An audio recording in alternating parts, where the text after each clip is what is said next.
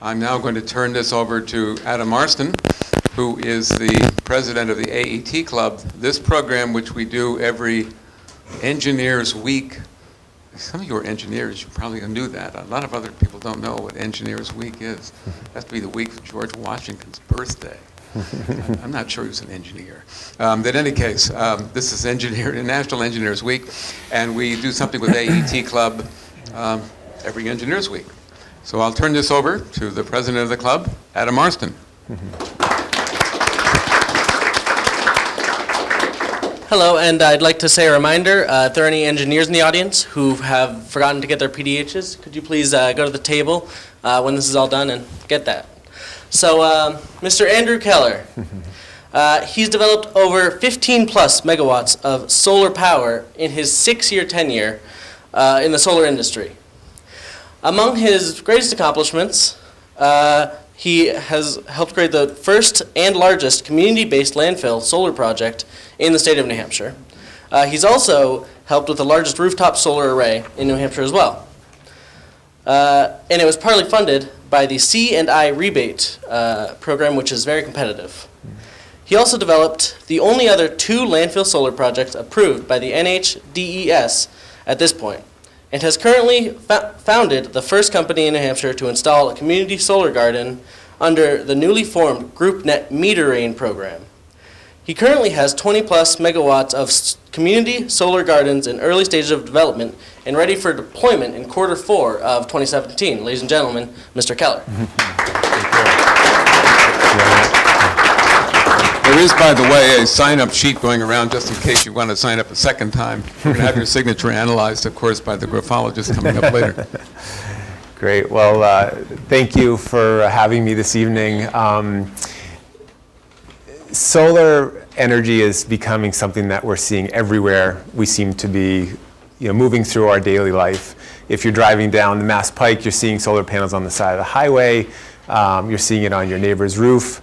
You're now starting to see it on landfills. And what I wanted to do this evening was just kind of bring in like a very nice overview of the solar industry here in New Hampshire. By that nice introduction, you kind of got a sense of the type of work that I've been doing over the last 6 or 7 years. But there's some interesting things that are going on that I think put us in 2017 in a really interesting, kind of evolving place in this industry. And coming from a place when we started doing these projects, our first project that we built cost 4 times what it costs today. So to find customers, to find places, find locations to do solar, you truly had to attract the early adopters in the market. And now we're moving away from all those early adopters and starting to move into a place where it becomes common sense, it becomes normal, it becomes every day. And when I started in this industry, and I'll talk a little bit about my background in a second here, but when I started a biodiesel business many, many years ago. And my hope in starting that biodiesel business was that I wanted to be like recycling. Like I wanted everybody to get biodiesel just like it was just putting out your recycling. It was just normal. And then as that transitioned into solar, I hope that there'd come a day when the cost of it and the impact of it would be very similar to just everyday normal practices. So what I wanted to talk with this evening was a little bit of my background, just very briefly. I wanted to give a little bit of some perspective, some technical components to why 2017. Why are things evolving so quickly right now, especially right here in New Hampshire? Talk a little bit about what the program in New Hampshire is all about, because it's ever changing. And then a couple of examples of some projects that we've done. By the introduction, we've done quite a few projects around the state, all different types, all different locations. But I picked out a few of our projects that we've done just to give you some perspective. What I'd like to do for the audience is feel free to ask questions at any time. It doesn't need to be a formal presentation. I love the feedback. I think that we learn more by asking questions, and any type of real life examples I can give, I'm happy to do it. So feel free to raise your hand and we can go, and then when I'm all done, we can ask more questions. But we'll just dig right into it now. So, like I said, 10 years ago, I had a really interesting thought about starting a biodiesel company. I didn't have an uncle that had an oil company. I knew nothing about fuel. except that I had a bunch of equipment that I used to run that I wanted to put biodiesel in, and I couldn't get it anywhere. And I decided one day that I was going to start a biodiesel company. And the company was called Simply Green. And we were fortunate enough to start at a time when people were interested in alternatives in their fuel. And it was a time around the Inconvenient Truth came out, so it started to get people thinking about their own footprint and their impact to the environment. And we were fortunate enough to start that company over on the seacoast, and it just grew rapidly. We went from 0 customers to 1,500 customers in under 2 years. We were fueling up rock bands when they came to New England, like Dave Matthews and Farm Aid and all the big bands that would come to town. We get to fuel them up. We were on Rolling Stone magazine. We had a lot of publicity, but what the great thing about that was it started to create that normalcy of renewable energy. So that was my entree into it. And it was a really interesting way to just dive right into it because I had no experience. I had no knowledge of it. I just figured it out as we went, which was a really exciting and very nerve-wracking time. At the same time, we also started the Green Alliance, which has crept its way over to this part of the state. But it was really a consumer-based organization where businesses could come together and they could have a sustainability audit on their companies. So consumers could then come and look for businesses that had they actually cared about how their businesses affected the environment. So those were 2 companies that grew out of it. And then when I transitioned away from those 2 companies, I was fortunate enough to go work at UNH. The irony to that story is that I didn't even get accepted at UNH when I applied as a senior in high school, but later on in life I got to be on the payroll, which was really quite an exciting time for me. We was part of the Green Launching Pad, which was a great program that we had, and we launched 14 different clean tech companies, New Hampshire-based companies, fantastic companies. A lot of them are doing very, very well to this day. And my role was just kind of the person that did it in the real world, but also had all the, knew how to connect all the resources at the university level, and was able to help these companies of all different ages. The entrepreneurs were of all different ages and levels, but they had the chance to leverage some of my real life experience, but also leverage all the great resources at the university. And that crossed over into the community colleges, the technical colleges, as well as the full universities as well. So that program was very exciting. And the great thing about that is that opened my eyes to solar. One of the companies that we launched, Revolution Energy, which their logo is over here in the corner. Clay Mitchell's, if you've ever heard that name, he's definitely a pioneer in this industry. He was one of the first to really go after the solar world in our state. He was one of the first people that helped to bring forward this concept of third-party ownership, whereby you just buy the power at a discounted rate from the solar panels versus buying it from the utility company. And he tackled that in the municipal world. He started with schools, and this was back, like I said, when solar power would cost 4 and 5 times what it costs us today to build. So you really had to have the eager, open-minded people to really get, understand and get involved. So, and then lastly, I was fortunate enough to go down to MIT and work at MIT for a year as a fellow down there. And we really had a big focus on, sustainability and how that affected economic development in all different areas, from urban to rural and everything in between. So that was just another eye-opening experience for me to just kind of broaden my interest in what eventually would become New Hampshire Solar Garden. And I started New Hampshire Solar Garden because about 3 years ago, this new law was signed, and we were able to build these projects under what we consider community solar. And community solar, in its very simplest form, is that we can take a location that's good for solar, a landfill that you saw on the first screen, and you can build out the solar array, and then you can share the power from that location to other locations in the state. So it's more of a mechanism of sharing. You're not actually sending an electron from Milton, New Hampshire to Lisbon, but you on paper are able to build the project in Milton and share the power, the financial benefits of the solar power throughout the town of Milton and around the state of New Hampshire. So that was how New Hampshire Solar Garden kind of came to fruition. And by the introduction you heard, we were fortunate enough to start early. We were one of the first companies to really go after it. And we were able to help educate New Hampshire, because New Hampshire had never seen large-scale solar. The largest rooftop solar project that was referenced in the introduction was 140 kilowatts. It fills up about 10,000, 8,000, 9,000 square feet on a roof. That project that you saw here on the first screen, which is over in Milton, that covers 4 acres. So just to give you some perspective, and I don't know exactly at this moment what the largest rooftop solar project is, but that project that I built back many years ago stood the test of time for, I think, only to a few years ago before they started to build bigger ones. So our impact in New Hampshire is definitely slow to come around. What I really want to touch on here, there's a few slides I have here that I think are important because it's the build up to this time that I think anybody in our industry had hoped for, which is that any new emerging industry they need help. Like my role at the Green Launching Pad, we had to help these small companies with resources and money to help them get going. The solar industry needed help. Other industries needed help. And what I think we all strive for, speaking for our industry, is we want to get to a place where we didn't need help.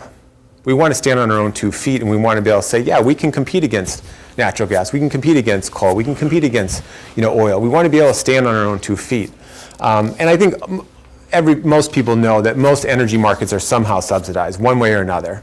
But solar got quite a bit of help over the last few years, and now we're moving to a place where it's starting to stand on its own 2 feet.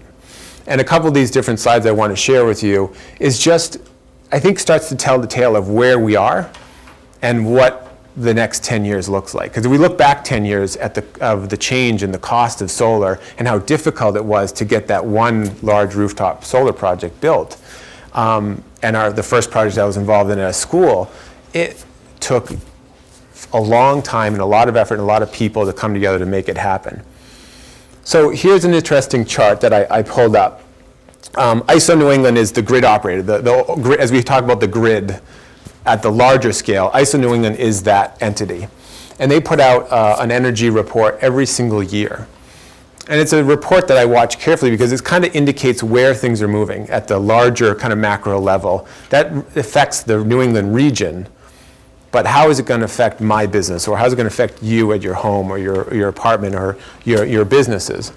And this is kind of interesting to me because right now we're at the most historical lowest point for energy at the these are wholesale market rates.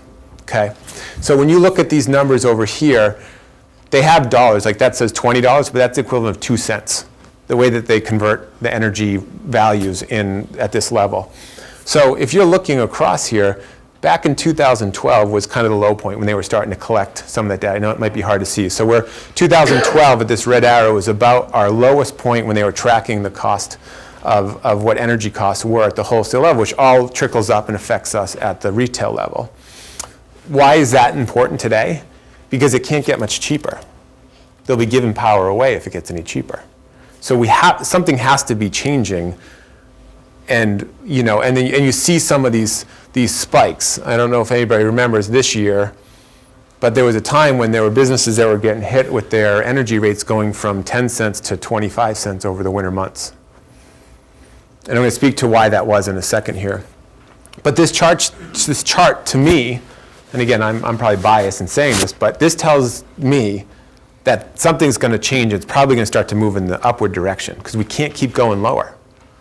And the reason, and a lot of people ask, so why, when you look at the historical cost of power, why did it go down? What was the big change? Well, it's hard to read back in the back of the room, but this is the Marcellus, when the shale was started, they started grabbing the shale and started bringing it into the natural gas sector. And we started to see this overall decline in energy rates coming down our way. So to me, it tells me that it's time to see change that's going to happen in the energy markets. This, to me, tells the tale. It's like being in a fishbowl right now. You've got all this good energy, this opportunity for clean energy coming from the natural gas and other resources, but you look at where we are, it can't get there from here.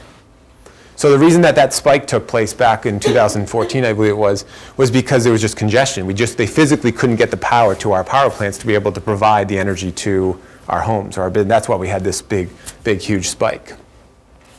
And some of the quotes you'll see in the bottom of these slides come directly from that ISO report I was referring to. These are the people that oversee our energy markets to all of New England. And when they're saying things like this, that we actually have an issue because we can't keep up with the demand because we can't get the power up to our areas up here in New England, that's pretty telling to me that there needs to be a replacement. There needs to be something different that's going to help all of us see our energy rates start to stabilize. Because otherwise, we're going to see some more of those spikes that you saw on the prior screen. So this is really interesting. And when you look at this, I was never really, and I'll go out on a limb here, I was never really a big supporter of Northern Pass, because in New Hampshire, we export power. We don't need more power, and we're only going to get 100 megawatts of that 1,000 megawatts of power that's coming into our state. The rest of it, we're just a pass-through state. You know, all these places down in here have a tremendous amount of congestion, so they're trying to get the power down through there. There is an economic conversation around Northern Pass that we won't get into tonight, but at the end of the day, we're really not getting a lot of benefit from that power. The concept is good. It's hydropower. What's wrong with hydropower? It's a renewable source of energy, but how are we going to get it to us? And that's one of the issues that we're seeing here. Oh, that's kind of interesting.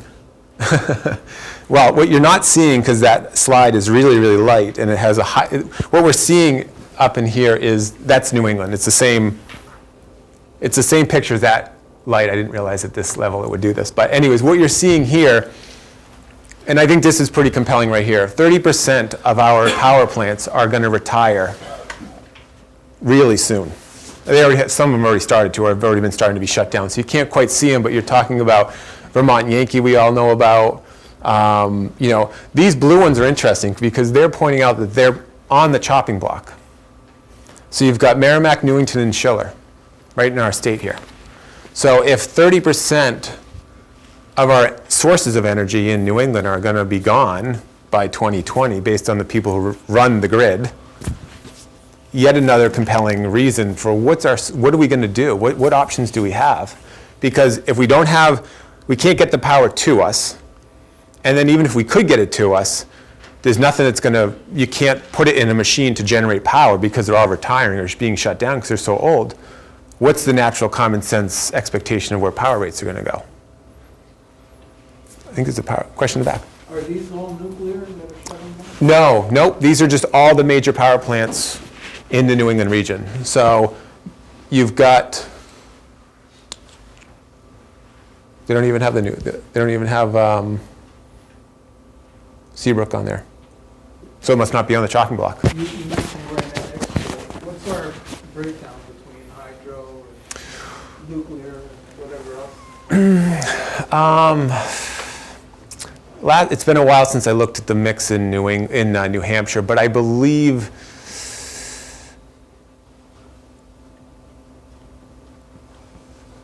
it was like 70% of it was fossil fuel related.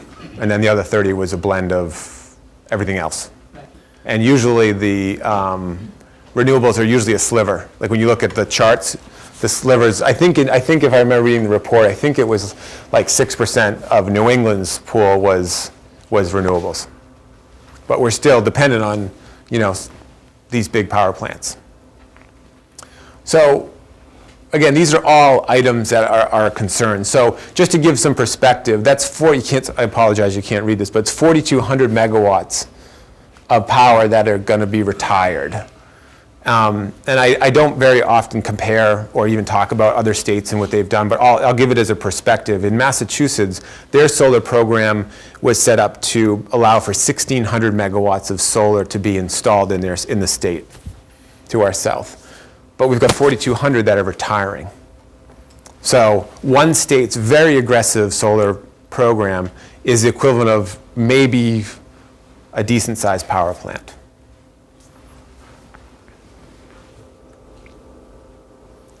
So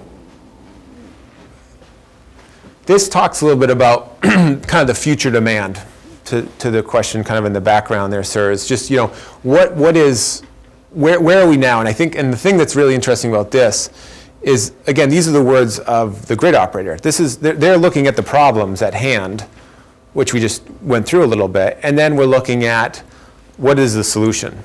Because nobody's building nuclear power plants in our backyard anymore. You know, it's just not happening. So they have to be realistic about how are we going to get more energy to all of us. And this concept of like a hybrid grid again, their words, not mine, is what is to come. And it's really this ability to start to bring in these different sources of energy or reduction in energy with energy efficiency programs to be able to help offset those retiring power plants that we're seeing, or the lack of ability to get power from where it is to where we need it here in our areas. So you're starting to see, and I think it's just the charts tell the tale here. You know, it's hard to read here, but here's where we were, I think it was 2014, and here's where we're going to be in 2025, I think is what those speak to. So wind is a big piece of it. Some people love it, some people hate it. Most people don't have anything in between. But it is a solution. And solar is now really starting to catch on. And I think one of the more important components to this is this bullet right here. And if you're not in the solar industry, if you don't have any context to what the cost of solar is, that number means nothing. It could be Spanish. The point is that first project I did at the first one I was involved in at the Exeter High School cost $8 a watt. And that was, I think, 7 years ago now. So a project that takes up, you know, half an acre of land cost $800,000.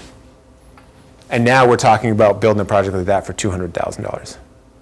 So when you're comparing $800,000, and we have this rebate program that was referenced in my introduction, even back then it was like $50,000 worth of state support.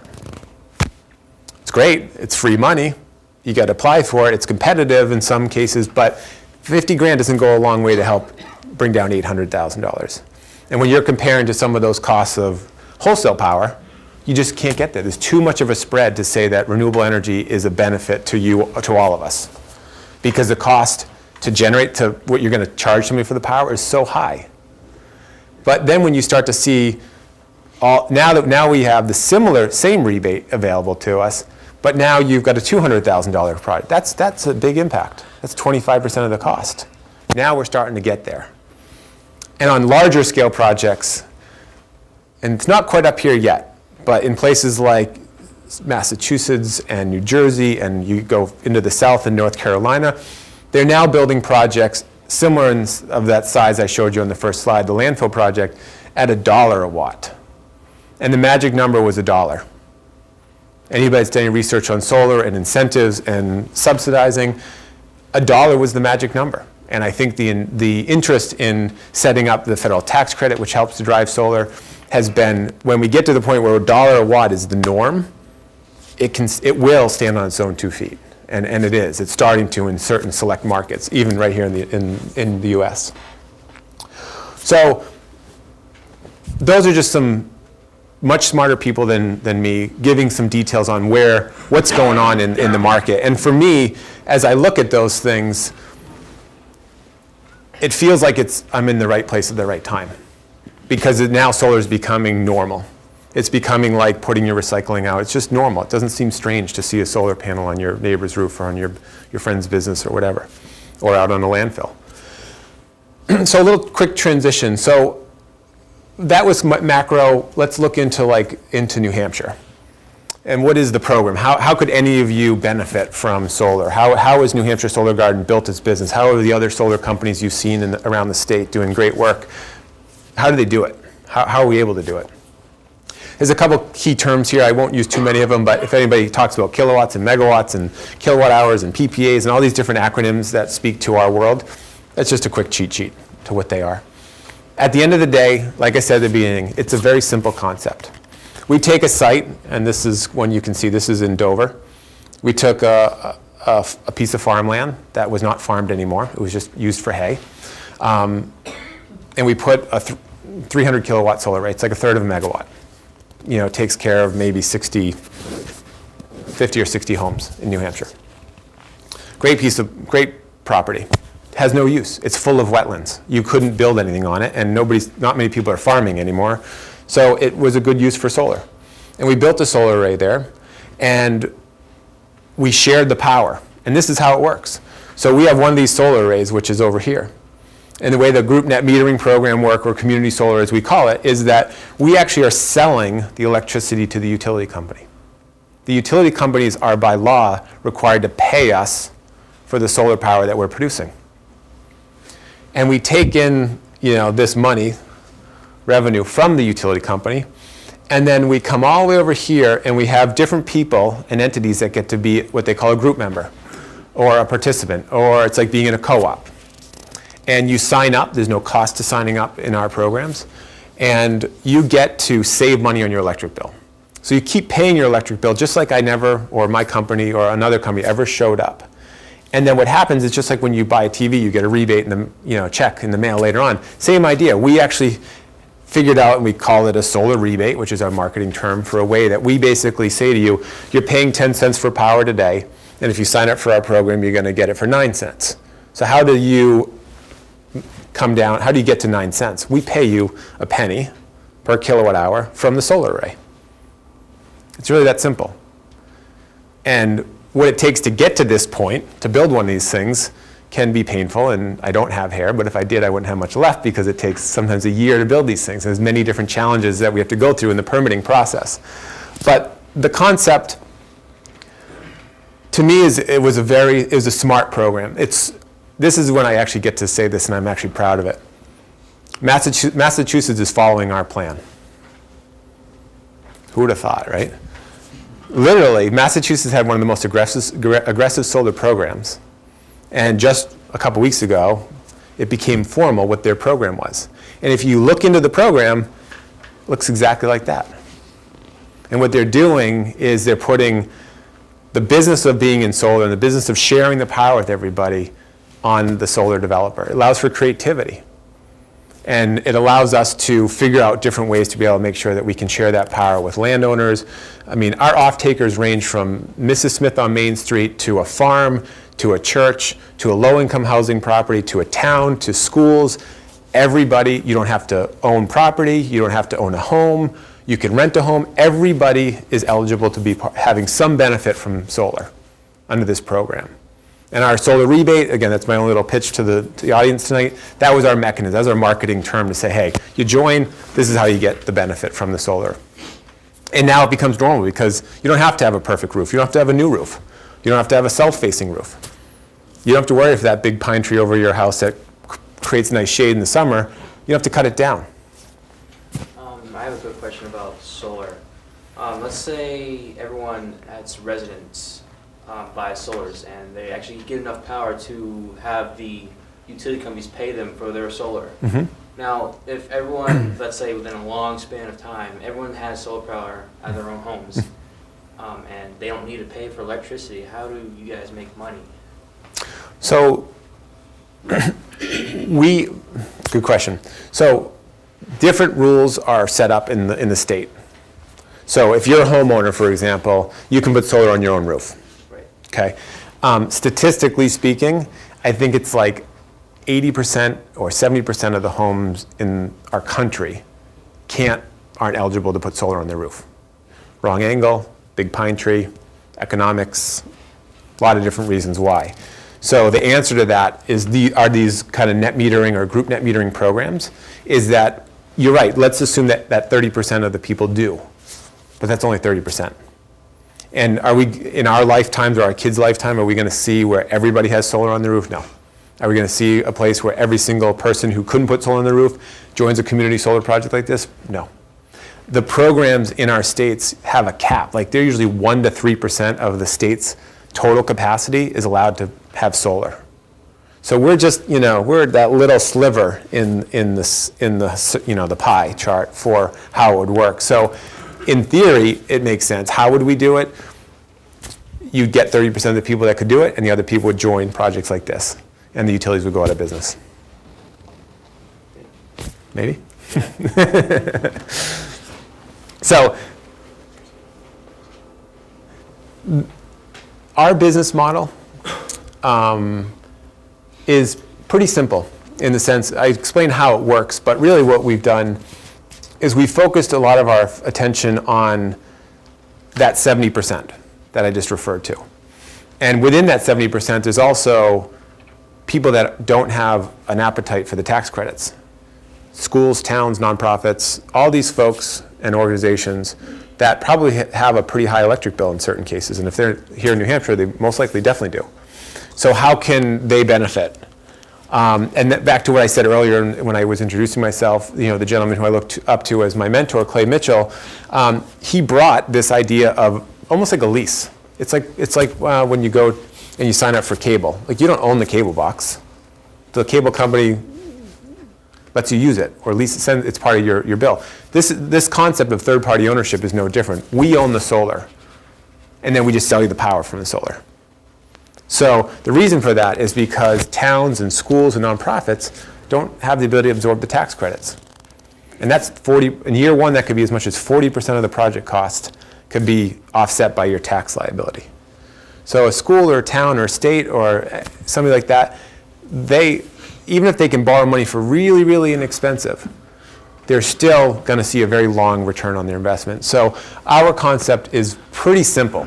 We go to towns and schools and nonprofits and landowners, and we say, you have a piece of land or a roof, we'd like to lease it from you. We want to lease the land from you. Like the Milton, I'm going to refer to Milton as we start to go through these last few slides in the presentation. But Milton is a great example. It's a small town in New Hampshire. They have about a $30,000 a year electric bill, and they had a landfill.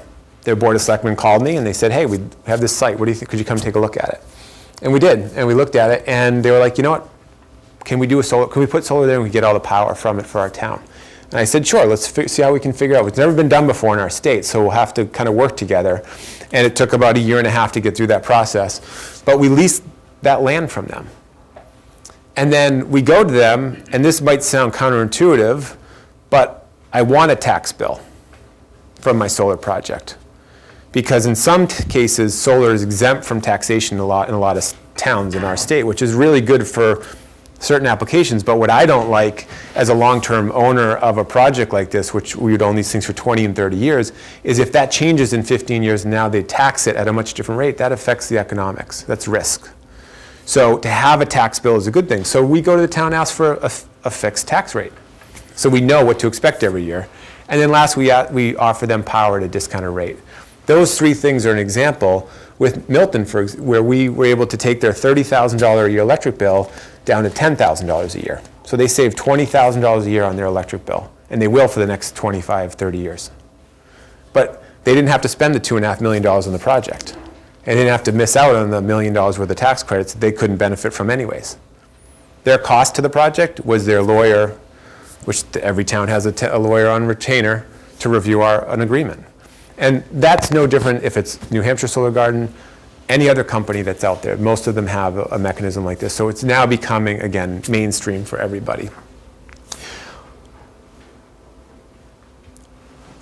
I've kind of touched on those, but I think the only item here, which goes back to the other charts, was that rates are going up. Even though they're spiking up and down, they're still going up. And that's, Eversource gave us this data. Their rates have gone up 7.6% over the last 12 years, year over year. I mean, it's got some years bigger than others, but on average, 7.6% our power rates have gone up every year.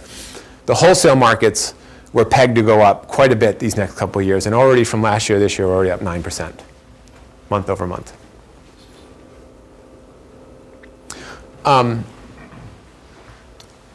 This is my last slide, and these are just examples. And this is really,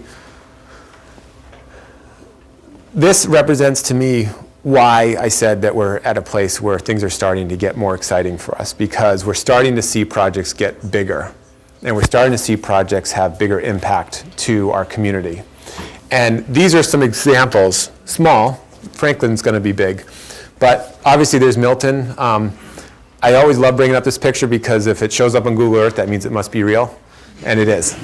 You can go to Milton, you can find that thing, it's there. You can go drive by it if you want. But so Milton is that example that I share with you. The total savings, that's going to be the benefit from that project. I mean, these are real numbers. These aren't like talking about the ripple effect of economic impact to these projects. These are direct impacts from the taxation of the projects, the land lease value, and the energy savings over the life of the project. So we're talking over $800,000 in value directly to the community. And those are real numbers. You know, I do speak sometimes at the state and try to advocate for our industry. And the thing that's interesting is, like, people talk about economic development, but it talks about these like 4 layers away. And those are valuable. There's plenty of value that that project probably brought that I wouldn't be able to quantify. But these are actually specific examples of just simple math. Those 3 components I shared in the prior slide. So you can start to see the value. I mean, there's Antrim, the wastewater treatment plant in Antrim is ready to be constructed this spring. That's about the same size as the one in Dover I was referring to in size. That's $250,000 of value to that town over the life of the contract. Hillsborough is our other landfill that was approved. That one's ready to start construction this spring as well. Over $1 million in value to that town. And Franklin, obviously not far from here, that's 7 megawatts of solar gardens. I missed an S on that. I apologize for my typo there. We're doing multiple projects across the city of Franklin. And Franklin, while has had to be very patient because they got caught up in the transition of our program, which was changing from the version 1.0 to the version 2.0. So our projects slowed down until the new legislation came in and we figured out the new program.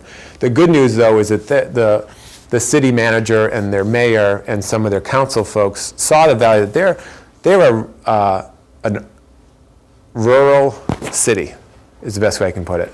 They've got tremendous infrastructure up there. It used to be a thriving location. So there's a lot of great infrastructure that we, as solar mini power plant developers, want to see out there.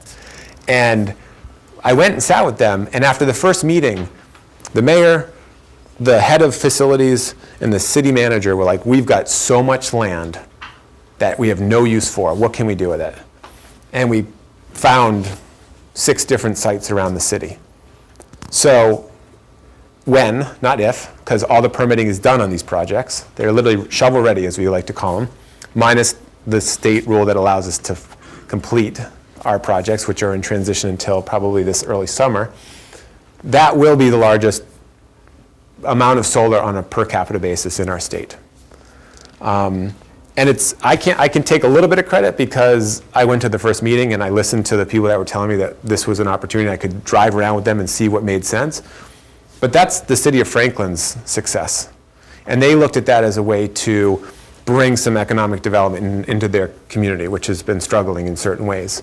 And they said, you know what, if we could do something just like something simple like this, maybe that will attract business. Maybe that will attract people to our city.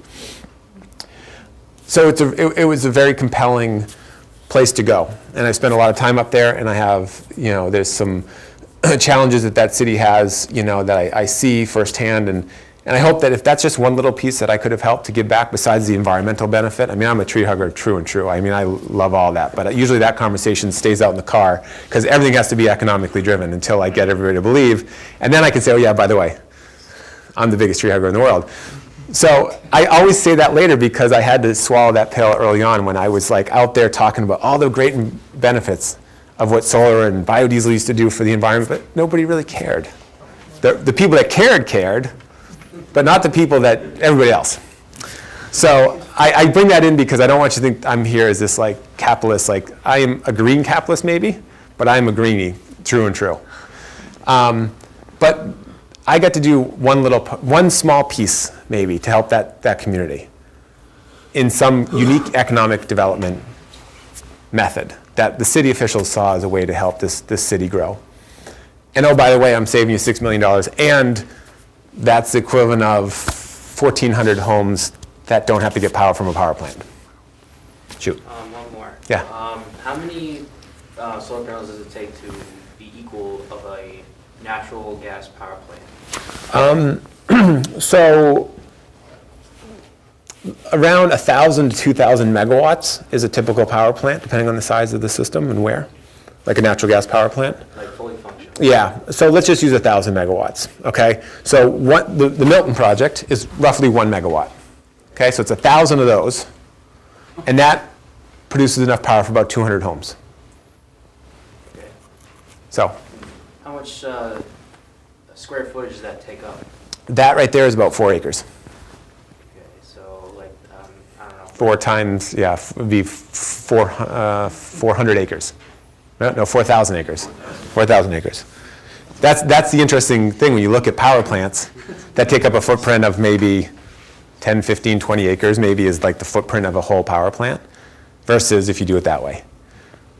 And that's the concept of this like idea of distributed generation. Is you sometimes you hear a term DG or distributed generation. It's the thought of putting little power plants everywhere. And it could be one on your home. It could be one like that on Milton. It could be one up in Franklin where there's multiple ones in location. The idea is you're spreading that power to come from multiple locations versus one central point. Okay. But you can see the challenges we have because where do you find 4,000 acres? You're right. I mean, you could do it maybe in the desert, but you can't get the power from here to there. Same issues with the congestion. So these are just some examples. Again, I'll highlight and start to wrap up, and this is just one more slide here, but this top piece here about when you build in the fact that we have the land lease value, the taxation, and the energy savings on these projects, we're now starting to see power rates down in the 6-cent range for towns and businesses. And this is a hot topic in New Hampshire where people are leaving New Hampshire because their electric rates are too high. And we're starting to, that first project I did, the first rooftop project I did, add a 1 in front of that. And that's what the rate was for power when we sold the power to that business, which was less than what he was paying then, and probably still is now. But still, to get in these numbers shows that we're at this place of big change. And to me, it feels a little bit like the .com. I went through it, I was in it, but it's real. Like we have something real to talk about, something real to build, something real to impact businesses and towns and communities and homeowners. And so to me, back to what I started out by saying is this is a really exciting time to be in this business. And there's so many like areas of the business that people can get involved in. The importance of local involvement. There's energy committees, and there's, being a part of your town in different ways. There's things you're learning in school. Businesses like mine and others that are around the state that are helping to advocate for this. And that's the change that we're going to see. So, starting back 10 years ago when I started that idea of a biodiesel company, when I thought it would just be cool, and I thought it was cool to, fuel up Dave Matthews, which was, by the way. He took my sticker and he put it on his tour bus, which showed up on CNN one day, which is pretty cool. But 10 years later, here I am talking about energy rates that are at the same or less than, or moving towards what you can buy on the wholesale markets. And if that becomes normal for all of us, and we look forward to the next 10 years, it feels like we might be able to get a handle on this energy issue. And I'm excited to be a part of it. I'm excited to share my stories with you guys. Happy to answer any questions. And my last slide, and then I'm happy to answer any questions. This is why it looks pretty exciting. These are brand new. That's February 15th, 2017. We blew the doors off of our expectations on what we expected for the amount of new installation from solar. And that one over there is pretty compelling in this current political arena that we're in, is the amount of jobs that's been created from the solar industry. It's exceeding that of its fossil fuel counterparts. So if we're going to talk about, are we doing something right? Yeah, we're doing something right.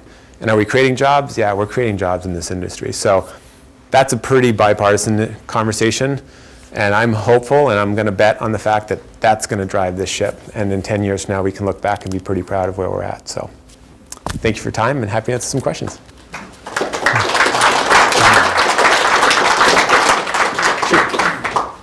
Question for you. To what extent does the 100 megawatt net metering cap put a constraint on this kind of activity? It does. So back to the point of the Franklin plateau we're on right now, the Franklin projects, is that we did all the hard work, which was getting all the permitting in place, because it hadn't been done in New Hampshire on like a commercial scale. There weren't zoning regulations. There weren't information about how to site a solar array in the planning board guides. Like, it was all brand new. So we took it upon ourselves to develop and go down the path of local and state permitting. And we were focused on the fact that we needed the net metering. He's referring to the net metering caps, which allows, it's the amount of projects we can do in our state under the program. And we were getting people attracted to buy our power. We had some towns and some schools and homeowners signing up. And then we were so heavily focused, and this, I'll be straight up, this was my mistake in my business plan, was that we were so focused on can we get it permitted, that we didn't put as much equal time towards getting people signed up, because we thought that if we get it permitted, then we'll find people to sign up for it, because it's new, it's exciting, it's cost effective. What happened was the excitement of this in New Hampshire crept up on us, and we couldn't get to the point where we could get our customers in before that cap was full. So now what we're having to do is we have our projects fully permitted, which is a really important thing, because the utilities take a long time. It costs a lot of money to get these projects permitted. Now we just have to wait for the new program to be released. The thing that's interesting about the program, there's some rules in it that I can build one of these projects today, assuming I have my buyers of the power in place on some of the projects. What I can do is I can build it and I can get paid by the utility under the old net metering program, okay? And then when the new program comes in, which is supposed to be this summer, they're talking about early summer, your compensation from the utility will just adjust to what the new program is. So your risk, which you're really not at a risk, because back to that circle there. So what you get paid from the utility today is the same as if you were in the old net metering program. And then when the new net metering program comes out, you're just going to adjust. The thing that's interesting about that is that under the old program, your rate changes every 6 months anyways. So it's ever changing. The net metering value of your power is changing every 6 months because it follows the default service rate of your utility company. To what extent does that track similar to the solar residential net metering? Yeah. Amount? In other words, right now, it's 100% credit.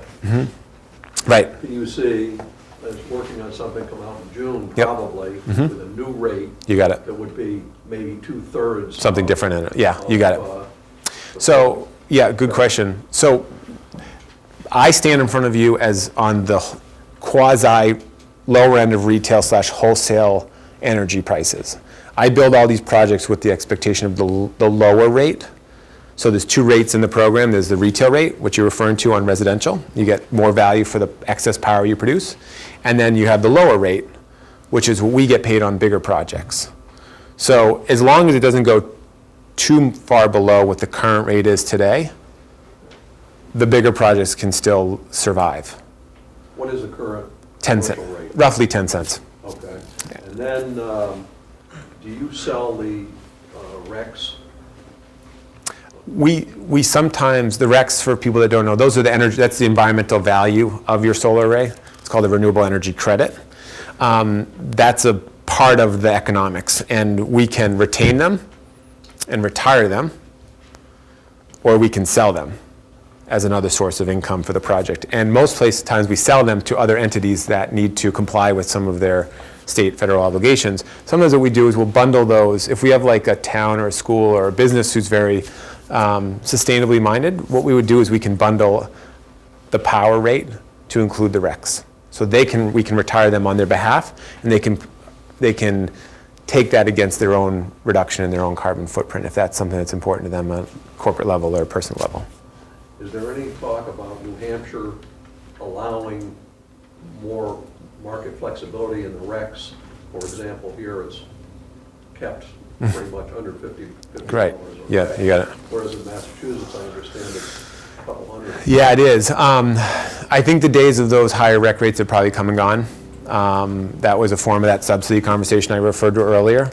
And to the Massachusetts new program, they've kind of gotten rid of it.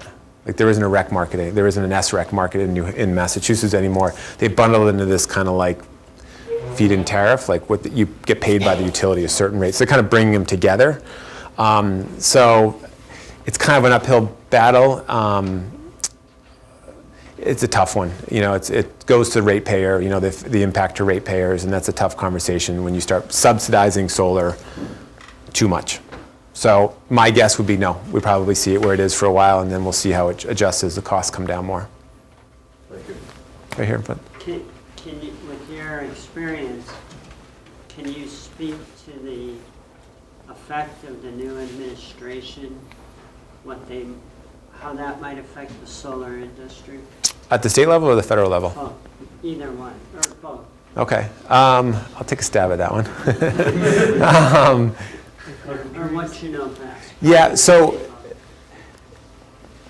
the only thing, well, here's what I'll say. We have to read the tea leaves kind of thing. Like we have to look at what signs that we have that can give us indication of are we on the right path or the wrong path. The reason at the federal level, I feel as though that we're on the right path is that last chart, the job creation chart I shared with you guys. That was fresh off of the internet like a day ago. Some stats that came out. So job creation is a tough thing to get in front of. The new administration, regardless of my opinion of him and them and everything else, is that he is a business person. This is a business. Tax credits benefit all of his friends. And on top of that, when the federal tax credit program that supports solar was put into effect last year, it was part of a much bigger animal related to exporting fuels off our coast. So for them to pinpoint our piece of it and pull it out, it feels like it's really it would take a lot to see it happen, and it's become now such a local, regional issue. I think he would have a hard time getting it through the process because there's so many, Massachusetts, all these states that are just, the statistics I went through when I was looking that up was just, you just can't argue with it. It's just creating so many jobs so quickly. It was like 3,000 jobs a day or something like that was being created by the solar industry or something ridiculous like that. Like, how can you compete about that? Are we always concerned? Yes, definitely. I don't ever take my, eye off of that just in case. So, but I think that we're seeing, and that's my point of what I was sharing tonight, is that we're moving away from being a heavily subsidized, what might be considered a heavily subsidized market. If this was 5, 6, 7, 8 years ago, and we were in this situation, I would be looking for a new job. But because we're where we are in the cost and surviving and competing against natural gas and other fossil fuels, I think we're okay. Here in our state, I've come up against the governor in some of my the Milton project when he was on the governing council's board, and he had to approve our project, and he had some really compelling questions and concerns about our project. And it wasn't necessarily because it was the information that was shared with him was not as organized as it should have been. Not coming from us, but from the sources that got it in front of him. So he's always been very scrutinized solar because of the economics, because the return wasn't there. But that was when it was a much different conversation. So I'd like to think those changes are good. But again, it's hard to look at. We've been brought up in this industry where we can't really look beyond a year or two in our business planning, which is tough as a small business. But we're small, we can evolve, and we will. How about on the way back? And then I'll go over here. Okay, right now your focus is strictly electricity from solar. Mm-hmm. I remember like 20, 30 years ago, the focus was heating hot water from solar. Yeah. Has that industry collapsed? I don't hear about it anymore. No, I don't think it's collapsed. I think from my experience back when I had the biodiesel business, it was all pegged against what's the price of oil. What's your or propane, and I wouldn't say that. I haven't done solar hot water. That's not anything I've ever gotten into, but I know that you're always comparing against your alternative energy source that you could otherwise heat your water with. So when we see those costs so low, sometimes there's challenges around the return as a homeowner, as a business, as whatever. Like, is the return as quick as it used to be when we were creeping up to $3 and $4 for fuel? So I think it's still there. I very much know it's there. I know there's some great companies right here in New Hampshire that does a lot of solar hot water. What I've seen, which I think is really impressive, is when you combine solar hot water with solar PV with a mini split heating system. Smaller homes, the AC and heating, the Mitsubishi type systems you've seen, they're electric. They become super efficient. So you use the electricity from your panels to take care of them for your heating and cooling needs in your house, and then you put solar hot water on your roof for your hot water needs. You can get to a net zero place in your home. So it's just, I think it's just the change in what we're comparing energy costs for, and that might have, when it was really high, it was a very compelling conversation to change over to something like solar hot water. I would like to know, hopefully I can say this right, the cost for wind energy and the cost for solar energy. You had one was at one time $8 and it came down to $2. Where is that wind Oh, yeah. energy in that? I don't, Sort of equation. yeah. I don't know. I don't know the specific cost breakdown of what wind was back then versus what it is now, the cost per watt, like the installation. But I think part of the reason we saw in this one of these slides here, this one, why wind, as we move into the, proposed, next 7 years, why it's such a big number up there, is because the cost, the kilowatt hour rate that you can sell the wind power for, is so low, which obviously has is affected by the cost. What those numbers are, I don't know, but that right there is very, very compelling. But what's interesting as you look at this, look at the similarities between that and that when the chart started. They're very similar. So yes, to answer your question, the costs of wind obviously have come screaming down. And what we've seen in our industries, and I don't know enough about wind to speak to this, but I'm guessing it crosses over, is obviously the equipment costs have come down. Like panels, the first panel that I was involved in developing and buying and for a project, I think they were like $3 a watt for a panel. Now that same panel is like 43 cents. And that's one of the biggest expenses to a project. So how does that relate to the blades and everything else? It's probably there. One thing that's really interesting, the reason it keeps coming down, besides the fact that those panels are coming down, is the efficiencies of build. And being in technical school, something that's really interesting, I would say, is that the brains that are going behind how do you build these things better, faster, smarter, more efficiently is really helping. Those all soft, squishy costs that were built into a project cost are now becoming really clear, and the cost to build are becoming a lot less, which helps drive those costs down even more. My brother works for one of the companies that does the wind power. He just works on the site work. Yeah. But he also, by that cost, Yeah. who work. Sure. He said that one of the concerns was the maintenance of the windmills. Because it takes this huge, big crane. Yeah, you got to it. get to the power plant if they start to Yeah. break down. And they're not at easy places to get to. Then there's gonna be a big cost in the You got it. repairs, and that's where, I don't know, solar seems a better option at Well, ground level. You can yeah. go in and repair it. And That's absolutely a no-brainer. I mean, you're trying to get a crane up to the top of a mountain to then take one of those blades down to do work on it. I mean, that's a big expense. So my question Yeah. is how do they complement each other? In other words, wind and sun, because of the New England, kind of, is there some sort of There can be, actually. complementary? Yeah, I mean, lots of times I've heard and read and learned that lots of times the wind patterns are at night. And obviously, there's your answer, how they complement each other. Right, yeah. So, I mean, there's obviously plenty of places, Maybe. they can balance each other. The problem that they both have, which I think which I didn't touch upon here, but I'll speak to it really quickly, the future of both of these energy sources is battery storage. Because these are both intermittent power. They're on again, off again, on. It doesn't matter when, where, how. They're turning on and off all the time. And the grid doesn't love that because it's affecting it. So when you have storage and you're seeing Tesla and you're seeing all these other companies that are doing some pretty cool stuff that make it affordable, that will be that key to transition the quick on and off. And that's what the grid wants. They want to see that nice transition on and off. I think they can handle the on and off. They just can't handle the kind of thing. So that's, I think, the complement of wind, solar, storage is what they were speaking to, this whole hybrid grid idea. That's like, how do we blend these in? We still need natural gas. We still need what they call load following energy, so we can turn our lights on right now. And there's no wind blowing. And the sun obviously isn't out. So yeah, that's a good example. Right here.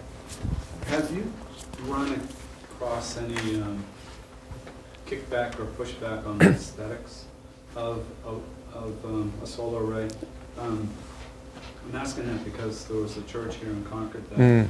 just recently got approval. Yeah, I read about that. For a ground. Ground mount system. And they had to put in shrubbery to Yep. hide it from the road. Mm. Is Concord unique in that, or are you finding that in I- other places? I haven't run across it very much, and I'll tell you why.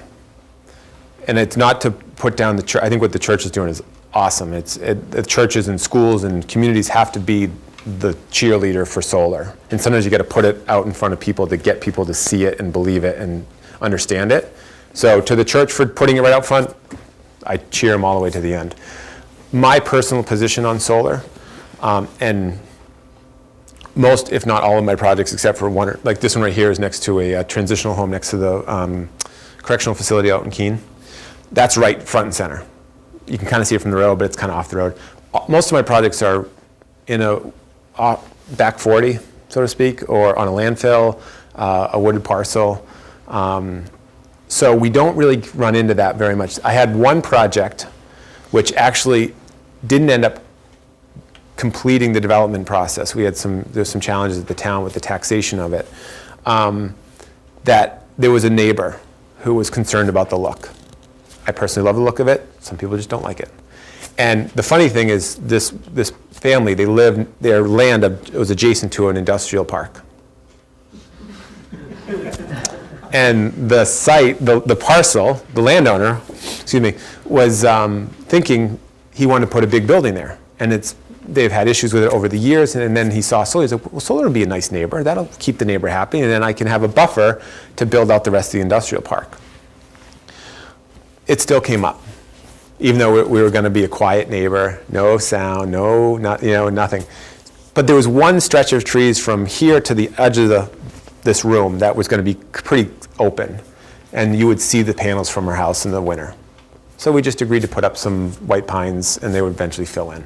That was about the extent of it, because if you site solar where it's meant to be, it's an industrial, at this scale, most of these scales that I do, it's industrial, it's commercial. So put it in a commercial place. And I think if you do that, if you respect the places where you put it, you shouldn't have any issues, because it's this tall. You can't see it from 20 miles away.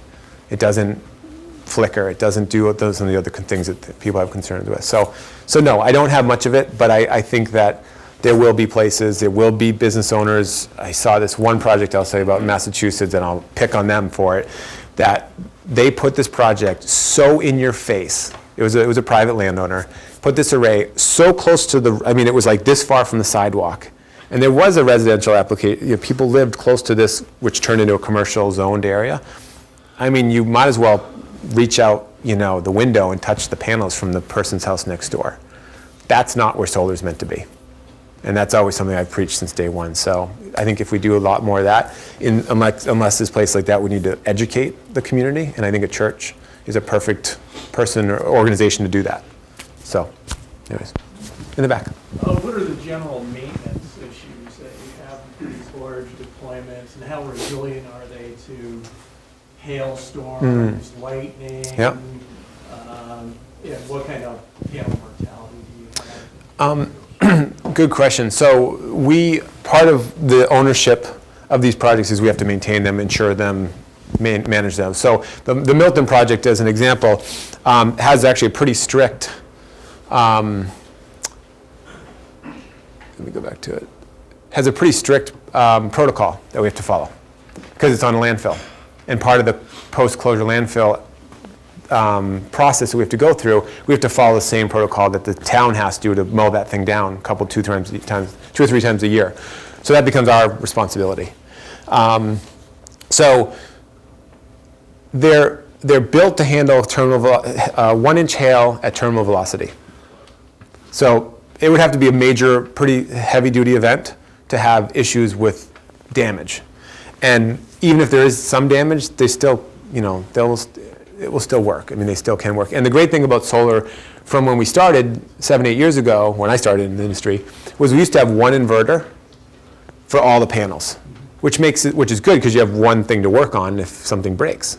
But you have one thing that could break, and it affects all the panels. So now we've moved to a place where the panels are managed by one smaller inverter for a chunk of panels, and then another one for a chunk of panels. So from a maintenance perspective, Everything's remote, so we can see everything from our smartphones. If something goes down, we get an alert, that something's wrong with the panels or the inverters. You can go as granular right to a single panel level now. I mean, you can know what's going on with a panel out of 3,000 panels if you wanted to. So from an operational and maintenance perspective, it's gotten smarter. We just had how many feet of snow? And we're in New Hampshire, great example. My first year in solar, when the project I did at Dexter High School, it was a year, if you guys remember, like 6 or 7 years ago, we had 6 feet of snow in January? And I was physically out there every other day with a snowblower because it was backing up on the panels and then we couldn't get production. So sometimes you have to do that. Sometimes you have to go out and, snow blow. You got to mow down the grass because the grass will grow up high and cause issues with the wiring and everything else. So it's pretty resilient, but you do have to maintain it. I like to say it's kind of like a parking lot with a fence around it, but you do still have to maintain it. Just as a follow-up, these are examples of a reasonable reuse of a brownfield. You got it. This is a no-brainer. You got it. Okay. Yeah, that's kind of a niche we've carved out. We have got new projects. We've got Farmington, North Conway. What else am I forgetting? There's a few others, but we've kind of started to, Somersworth, we just won the bid in Somersworth they have a Superfund site that we're doing solar on their Superfund site. That's where, again, that's back to this question over here, like where do you put it? You put it where you're not going to do anything else with that land, and the town's not going to get any tax revenue from that town or do anything with it. We have another project in Milton, it's an old landfill that they used that wasn't a capped landfill, it was an old site, they turned into a baseball field, and then there started to be concerns about health issues at the baseball field because it was over on the landfill. Solar should go there. I think it's a question. Back to the snow, on the panels itself, what's the mechanism to make sure that it doesn't accumulate and stop your production in the air? Well, we're instantly going to get a sense of the production loss because of the monitoring of the system. So we'll be able to tell by the monitoring system how much of that snow has stayed on the panels. But do you physically remove it? Yes. Oh, you do? So what I was joking about a second ago is I literally went out with my snowblower on our smaller project and snowblowed out a path under the panels so it could just shed off. But not on the, so it will shed if Yes. it's got free. You got it. Is there certain, I guess I'm asking because I've been doing a bunch of structural stuff, building inspectors, when they're going to put it on the roof, they say, is it going to make it worse or better? Right. And I've always said it's a slippery surface. It is. It's going to slide off, but I'm looking for you to reinforce it. I will. You know how to reinforce that? Absolutely, I will, because again, that first project, I would go out there and literally, and that array was set up. There was like I think 4 panels stacked on a rack, so it was quite a bit of surface. So you could see why, as it would shed off, it would back up, and it was only off the ground. Should have been engineered a little higher. Again, this was earlier days. We were learning as we go. I think it was only about that far off the ground. So you could see not a lot of snow would back up quickly on it. But I went out there after a big snowstorm, and I was snow blowing. There was like 4 rows of panels. I would go down one, I'd go down one and come back, and then go down one and back. And by the time I get to, I think it was like the 2nd or 3rd row, which 20 minutes, half hour maybe, everything on the first row was on the ground. So is it generating a little heat? It is. So You get a little bit. The great thing about New England usually is we get a little bit of wind after a storm, and usually sometimes you have a bluebird day right after as well. So you get that wind pushes a little snow off it, and then that heat, it just creates heat, and then it just sheds right off. There are situations you get those really nasty storms when you got like the ice, rain, snow thing going on, and it will hold for a bit. So you kind of have to account for that, but most of the time it's gonna shed real quick. is there an angle?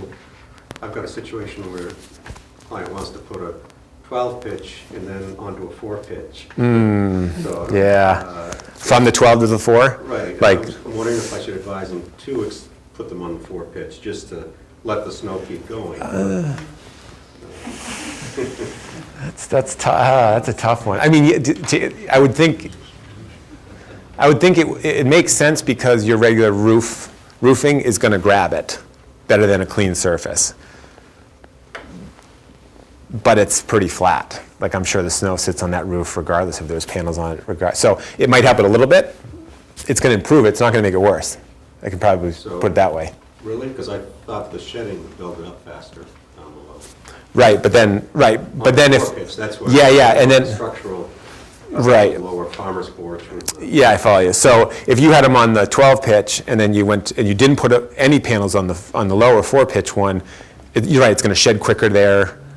But are the panels that are on the 4 pitch going to help move it quicker because it's a slippery surface? So it's like, do you do all or nothing? That's a tough one. That is a unique situation. We've dealt with the saw, they call it the saw blade effect, where like you've got panels on a flat roof that are set back, 3, 4, 5 feet from each other. It's the effect of when it sheds and it builds up in the middle and has nowhere to go until it just naturally just melts.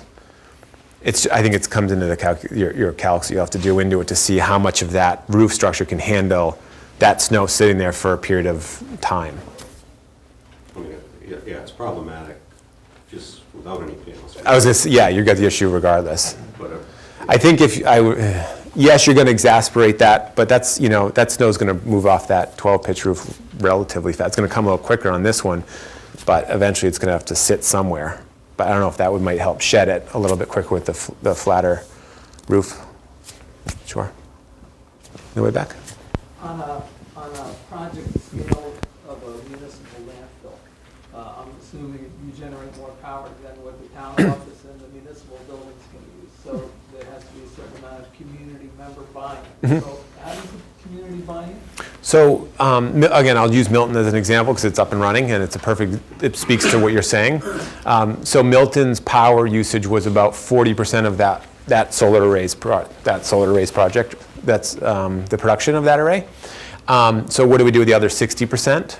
We have a large low-income housing landowner in New Hampshire that has a lot of properties around New Hampshire that they couldn't put solar on their roofs for all the reasons I talked about earlier in the conversation. So they made up about another 40% of the power from that array went to their different facilities around New Hampshire. Excuse me. And the last 20% was for the residents of Milton. And on our website, you can go on, you can fill out a simple form, and you join for free. And it basically this is the way the rules were structured, is that you sign up at no cost, and you tell me how much power you use at your house. You send me a copy of your electric bill, and you sign a one-page agreement that says you'll stay on Eversource, for example's supply rate for power. You can't buy it from Constellation or E&H Power, one of these other competitive suppliers. That's one of the rules at the state level. And by agreeing to doing that, I can take let's say you use 6,000 kilowatt hours of power, which is a typical standard amount of power in a home in New Hampshire. You sign up, and what we do is we pay you a penny per kilowatt hour for those 6,000 kilowatt hours. So you save $60 off your electric bill this year, just for signing up. But you're paying the municipality who owns the landfill more than a penny. So we're doing so homeowners, you can kind of come and go as you want. The municipality signs a long-term contract with us to get their power from us for the next 20 years. Homeowners can sign up, and when they want to leave, they move, they can leave. So it's a little bit more of a user-friendly residential program that we have. So it's pro-rata, prorated. You got it. Yep. But the concept of community solar for us is we need to have a stable anchor type customer, which is lots of times the municipality. And then depending on the community interest, we've found that about 20% seems to be the number that is attracted to these projects, just in learning about it through the town process. Usually once we build the thing, my phone rings off the hook wanting to find out more, but we've already built it, we've already subscribed it. Now we have a wait list in Milton for our next project. And we were fortunate enough we had another site in Milton we could actually develop. So that's kind of, we try to do a blend of that, like 80-20 rule. Okay. Okay. One more. Curious if you're able to share any of the unique geotechnical engineering challenges of building on top of a landfill. I sure can. What was the question? Some of the challenges around like geotechnical when building a solar array on a landfill. I can't get real technical, and if you're technical, I'm sorry, I'm not the guy, but I can give you a high level.